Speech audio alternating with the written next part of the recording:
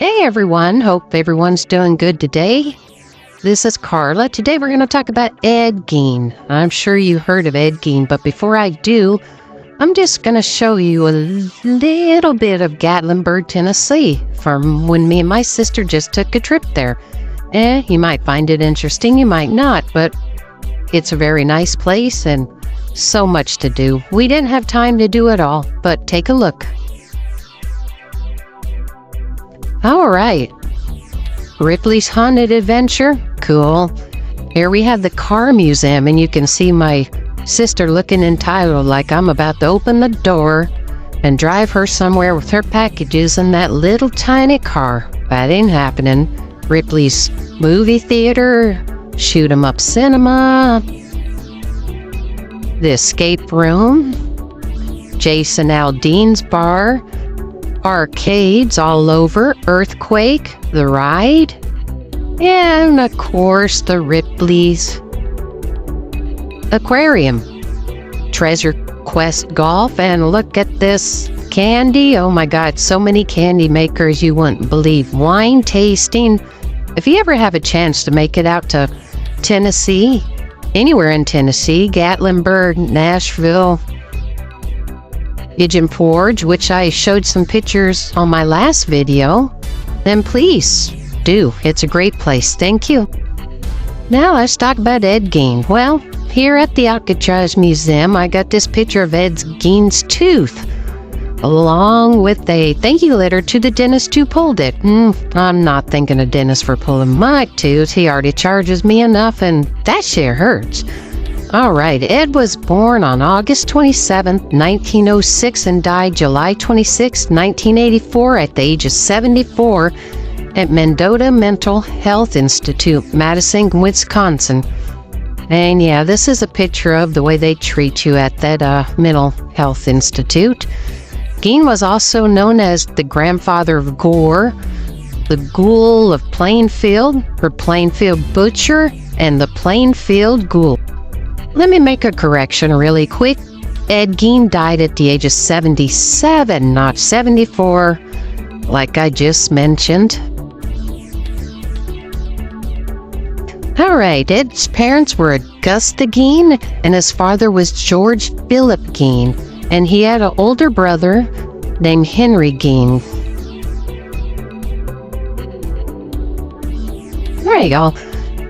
Ed was an American murderer, suspected serial killer, and body snatcher. In 1957, it was discovered that Gein had been exhuming corpses from the local graveyards and made keepsakes from them. My keepsakes are a little different than his. Their skin and bones is what he used to make these keepsakes. He also confessed to killing 2 women, one tavern owner Mary Hogan in 1954 and hardware store owner Bernice Warden in 1957. Gein's mother was a religious woman. She was Lutheran mostly, and often preached to Ed and his brother about the sins of the world and the evil of drinking and smoking and all that stuff. And her belief was that women were always promiscuous and they were instruments of the devil. Yeah, not always. Sometimes. Gein also would leave the farm to attend school. He spent most of his time doing chores. Ed was a shy and awkward boy, and his mother would punish him whenever he tried to make friends. Ed's father died of a heart attack due to alcoholism on April 1st, 1940, at the age of 66. Ed and his brother at this time began doing odd jobs to help mother with the family expenses. Both worked as handymen, and Ed would sometimes babysit for the neighbors, not my kind of babysitter. On May 16th, 1944,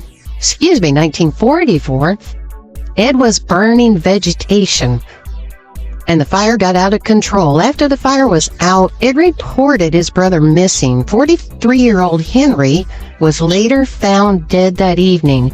They say he died some time ago, and appeared that the cause of his death was heart failure. With Henry gone, Ed and his mother Augusta were left to themselves. Shortly after Henry's death, Ed's mother Augusta had a paralyzing stroke. Ed devoted most of his time and energy to take care of his mother. Then not long after that, she had a second stroke. She died December 29, 1945. She was 67 years old. Gein was devastated, as most people would be.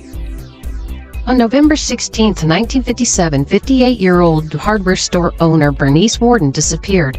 The last receipt written that day was to Ed.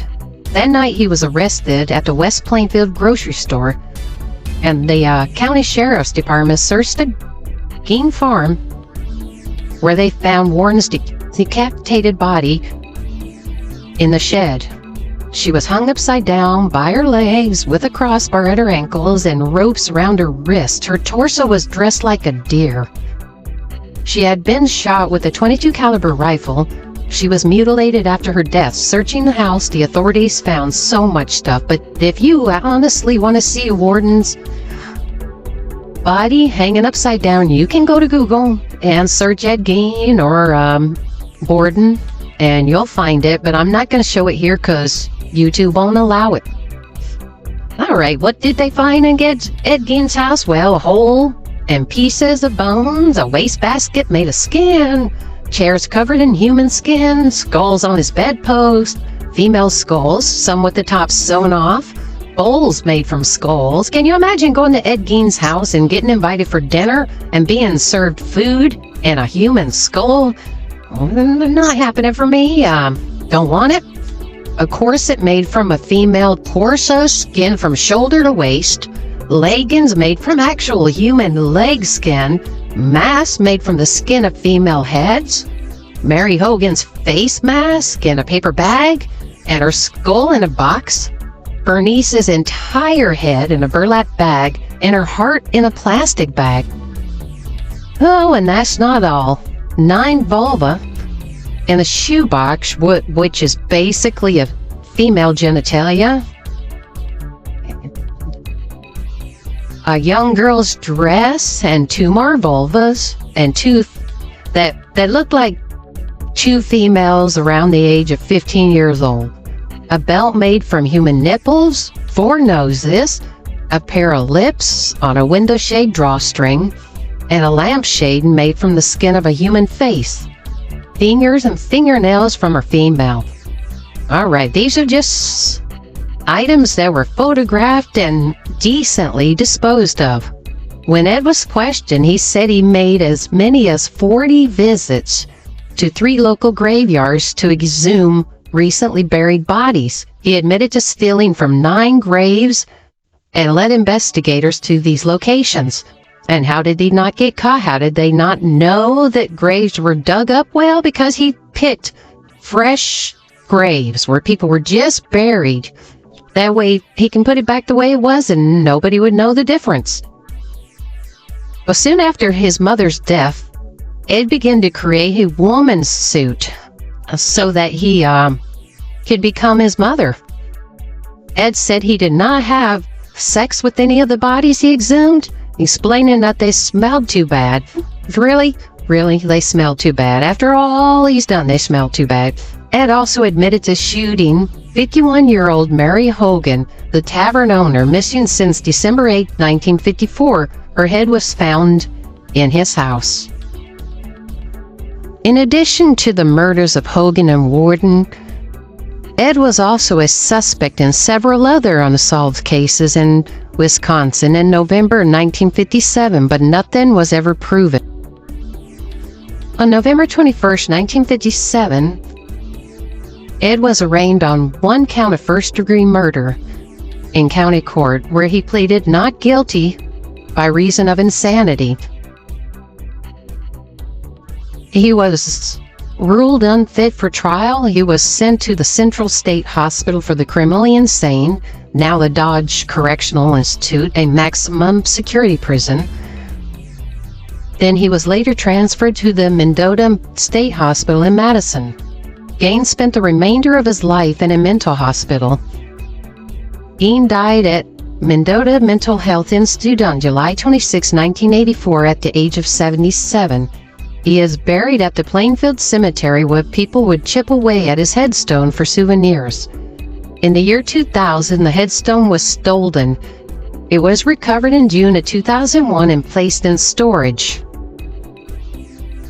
The grave site is unmarked now, but lies between his parents and his brother. I hope you enjoyed this story of Ed Gein. Please join me again, like, subscribe, share, comment, whatever. And hope you have a good night, a good day, a good morning, and good night all.